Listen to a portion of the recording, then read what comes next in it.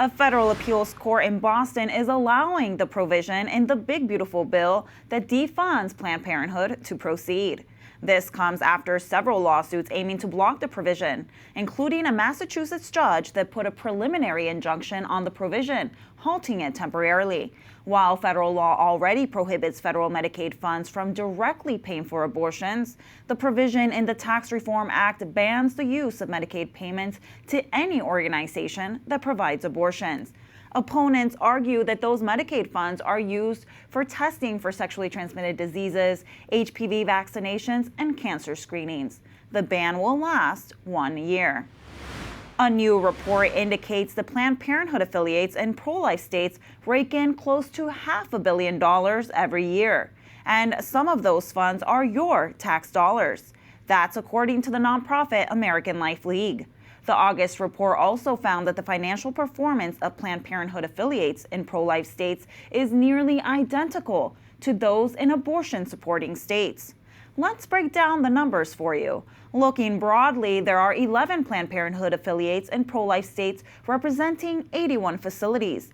Annually, those affiliates make more than $450 million, or nearly $500 million. In pro-abortion states, Planned Parenthood has 41 affiliates that represent 418 facilities. Annually, the abortion giant in those states makes some $1.8 billion in revenue. The difference is in how many affiliates are in each state.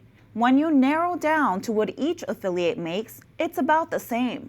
In pro-life states, affiliates average around $41.2 million.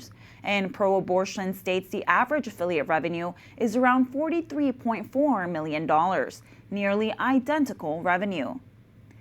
Katie Xavius, the national director of the American Life League, which put this report together, recently stopped by our studio to dive further into these numbers. Take a look.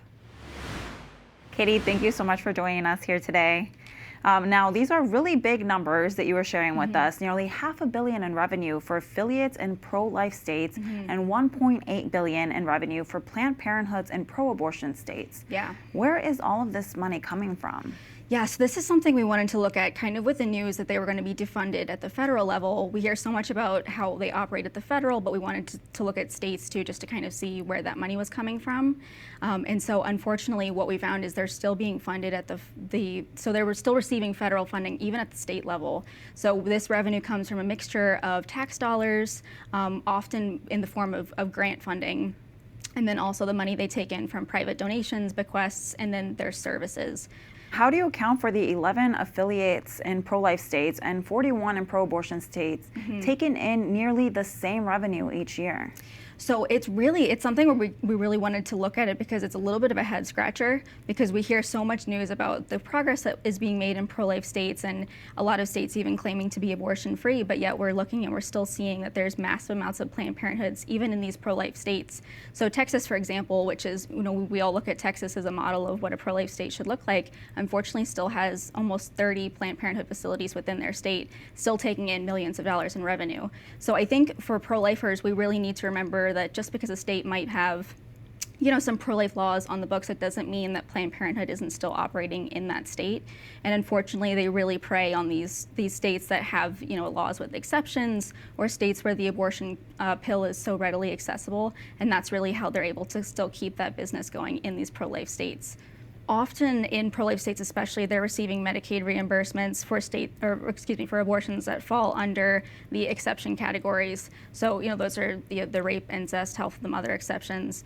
And Planned Parenthood is very smart, and they're good at what they do, and they're able to classify a lot of those abortions that maybe wouldn't ordinarily fall under an exception. They're able to classify it as an exception so that they can still take in those Medicaid reimbursements, which is also our tax dollars. So they're really good at kind of sneaking around the lines and finding a way to get their funding still.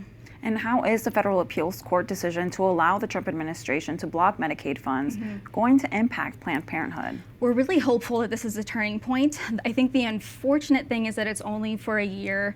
So I think given that it's going to do a lot of good for a year, we'll have to revisit this time next year, I guess, and kind of see where we're at. But we're already seeing kind of a domino effect of Planned Parenthood facilities closing, which is really great. So I think we're going to see a lot of good come out of it. But Planned Parenthood has also made really a big effort to move online as well. So I think we have to kind of move, but move smartly. And it's great that they're closing facilities, but we have to remember that they're always going to have a plan B. And right now it looks like turning their business online is their plan B. So we'll have to keep an eye on that too. And you mentioned earlier that Texas is a big state where you saw that abortions were still continuing. Can you just dig deeper into the numbers of what you found in Texas? Sure. So in Texas, there's 29 Planned Parenthood facilities. And we know Texas is definitely one of the states that attacks Planned Parenthood more, but because of the exceptions and because of the other services that they do, which would be distribution of the abortion pill or maybe distribution of contraception or even cross-sex hormones, they still are able to have these branches in Texas. So, a lot of people think pro-life is just abortion, but it goes so much beyond that, as we all know. So, and Planned Parenthood really is good at sneaking through those cracks too. Well, Katie, thank you so much for the work that you're doing Yes, and for thank you so unpacking much. these numbers for us. Of course, Abby, thanks so much for having me on.